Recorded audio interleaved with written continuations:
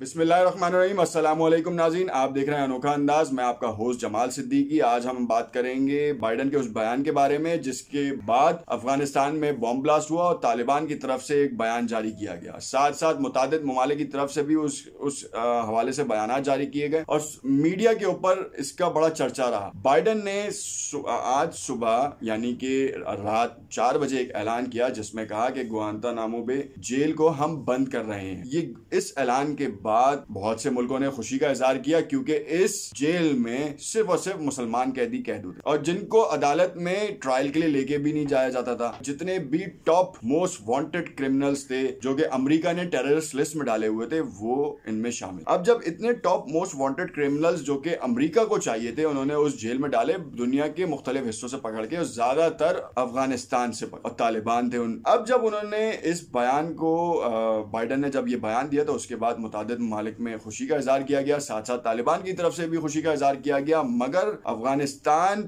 में पुलिस पर 3 car bomb धमाकों में कमांडर समेत 5 अफराद हलाक हो गए। आखिर ये कौन कर रहा है? ये बॉम्ब ब्लास्ट की एक नई सीरीज, नई शक्ल शुरू कैसे हो गई? ये कहानी है। इस कहानी को समझने से पहले अगर आपने हमारा यूट्यूब चैनल सब्सक्राइब नहीं किया तो इसे सब्सक्राइब जरूर कर लें।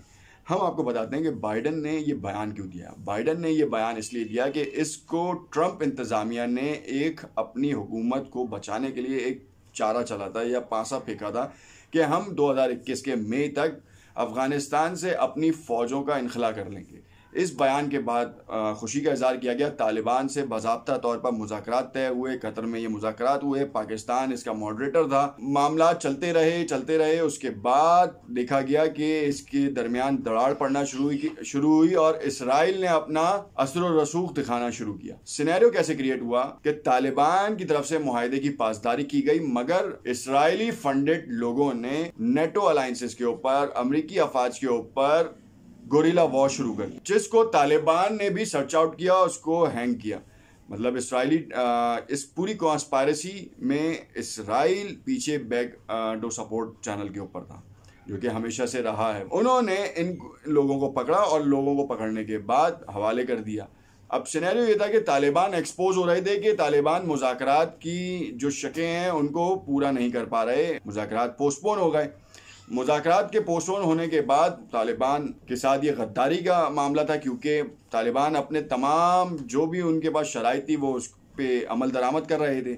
मगर इसराइल ने बीच में आके दरार डालने की कोशिश की जिसके बाद ट्रंप के आखिरी अदवार में इन मुज़ाकरात पर पाबंदी आयद हो गई। बाइडन ने इक़्तिदार संभाला जनवरी में और उसके बाद उन्होंने एक बयान दिया कि तालिबान के साथ मुज़ाकरात नहीं हो सकते तो नहीं हो मगर हम फ़ौज का इनखला नहीं करेंगे।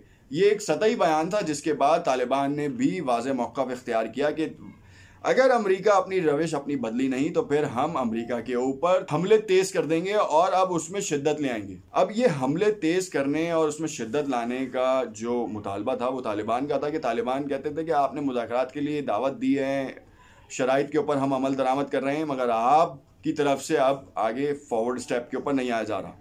या हमें ये समझने की ज़रूरी है कि ये आखिर हमले जो इसराइल का जो लास्ट टाइम का था अब क्या सिनेरियो हो रहा है। जब बाइडन ने हुकूमत संभाली है उस हुकूमत के संभालने के बाद अब तक अफगानिस्तान में 25 अफगान फौजी जो हैं वो इस दहशतगर्दी का निशाना बन चुके हैं। असल में ये तासुर दिया जाना चाह रहे थे लोग कि तालिबान की एग्जिस्टेंस है, तालिबान जो है वो हमले करते फिर रहे हैं। जो शराइत की बात की गई थी उसकी पासदारी नहीं कर रहे हैं। हालांकि तालिबान ने अपनी पासदारी की, जिन शराइत के ऊपर वो माने थे उन्होंने शराइत पूरी की। मगर जब बाइडन की तरफ से ये सतही बयान दिया गया और तो उसके बाद ये हमलों में तेज़ी आई और ये बताने की कोशिश की जाने लगी कि अगर अमेरिका अपनी फ़ौज का इनखला कर लेता है अफगानिस्तान से तो तालिबान मुकम्मल काबिज हो जाएंगे और यहाँ पर एक अजीब अलग तरह की हुकूमत का क़याम हो सकता है।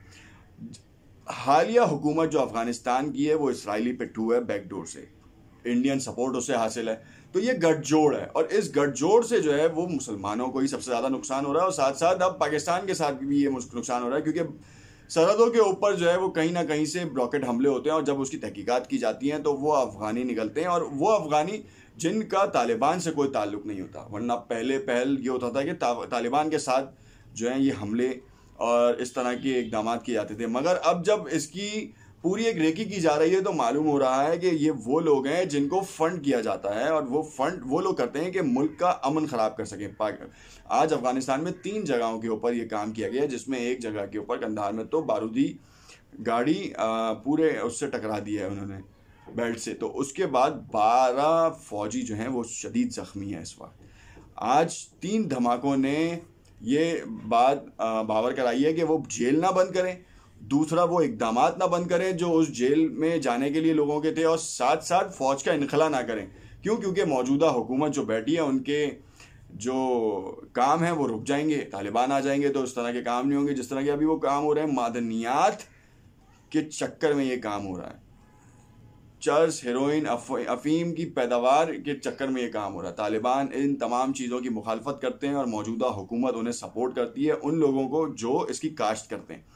ये है एक बड़ी कॉन्स्पायरेसी, माफियाज इन्वॉल्व हैं इसमें, और इस माफिया के इन्वॉल्व होने में वो कभी भी अमन का चैन नहीं ले सकता, अमन नहीं आ सकता, अमन वहाँ पे क्रिएट नहीं हो सकता। इस बात को बाइडन को समझना बहुत ज़रूरी है। खित्ते में जारी कबायली सियासत, रीजनल पॉलिटिक्स हो गई, या फिर आप ब्रॉडर स्पेक्ट्रम पे देखें तो तालिबान और मौजूदा हुकूमत की जो है वो भी स्ट्रेटजीज़ हैं, हर किसी की अलग अलग हैं, दोनों से रिलेट नहीं करती। तो ये बहुत अहम है कि इस वक्त बाइडन कौन कौन से ऐसे फैसले करते हैं कि जिससे अफगानिस्तान का अमन कायम रहे, तालिबान के साथ मुज़ाकरात हों, या फिर इसराइल अपना असर व रसूख कायम करते हुए जिस तरीके से उसने अफगानिस्तान में ये इकदाम उठाया है, और उसकी जो एजेंसी है खुफिया एजेंसी मौसाद, और उन्होंने जो ये काम करवाए हैं, रिमोट कंट्रोल ब्लास्ट हैं, जैसे कि ईरान में मोहसिन फ़खरीज़ाद को ऑटोमेटेड गन से मारा गया, इसी तरीके से ये ऑटोमेटेड प्लांट सिस्टम जो है वो अफगानिस्तान में उन शरपसंद अनासर को इसराइल की तरफ से दिए जाते हैं जो कि ये काम करें, और फिर उसके बाद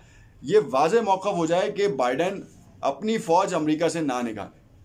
ये उनकी तरफ से भी है, आर्मी की तरफ से, कि वो यूएस आर्मी कभी भी नहीं चाहती कि वो अफगानिस्तान से निकले, क्योंकि उनके अपने इंटरेस्ट हैं और उन इंटरेस्ट को कोई बिगाड़ना नहीं चाहेगा। उनके अपने इंटरेस्ट हैं, इंडिविजुअल कैपेसिटी में उनके अपने जो है वो बेनिफिट्स हैं, उन बेनिफिट्स को ख़त्म होना नहीं देना चाहते। तो इस वजह से ये काम किया जा रहा है। आज के जो बम धमाके हैं उसकी जिम्मेदारी अब तक इसीलिए किसी ने कबूल नहीं की कि इस ऐसे वक्त में ये काम किया गया है कि अब तालिबान उन ग्रुपों पे भी नज़र रख रहे हैं शिद्दत के साथ कि जो उनके मुज़ाकरात के पॉइंट्स के ऊपर पासदारी नहीं कर रहे, या फिर जो है वो उनसे खिलाफ जा रहे हैं। तो तालिबान का बड़ा वाज़े मौक़िफ़ है, और इस वाज़े मौक़िफ़ के ऊपर वो कायम है।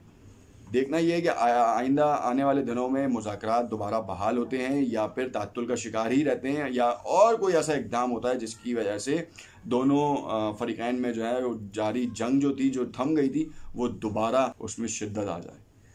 देखते रहिएगा हमारा अनोखा अंदाज़, और अगर आपको हमारी राय से आप मुत्तफ़िक हैं तो ज़रूर कमेंट में आगाह करें, और किसी भी बारे में जानने के लिए आपका कोई सवाल है तो ज़रूर हमें कमेंट में आगाह करें। शुक्रिया।